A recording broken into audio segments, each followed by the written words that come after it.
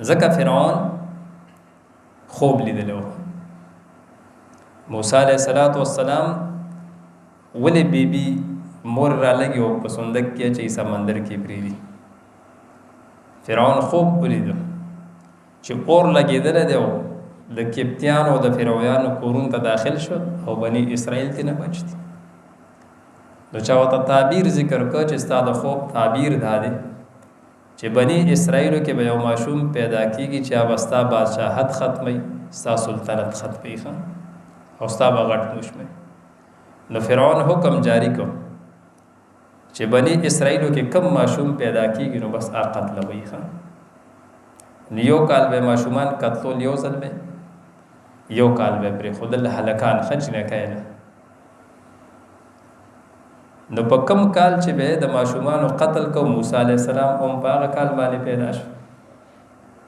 نو د دغې د وجې نه الله د موسی علیه السلام د مور په زړه کې واچولې، یې فرشته راولېږله چې هسې نه دی قتل کړي نو بس صندوق کې واچوه، صندوق سمندر کې پرېږده. نو هغه صندوق کوم ځای ته راغی؟ د فرعون کور ته.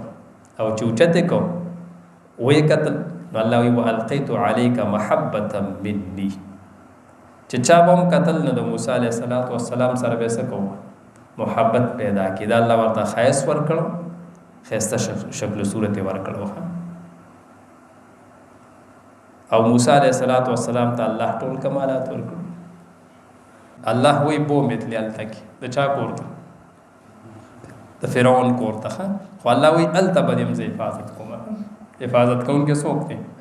الله د دشمن په کور کې چې الله د حفاظت کوي، د دشمن په کور کې به دې وکړي.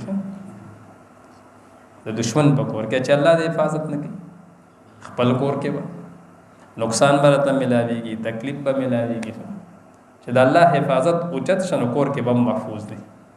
او چې د الله جل شانه له طرف نه د حفاظت دروازې او دیوالونه د نه چار چاپېره شي نو بیا هېڅوک د لمس نشي کولی.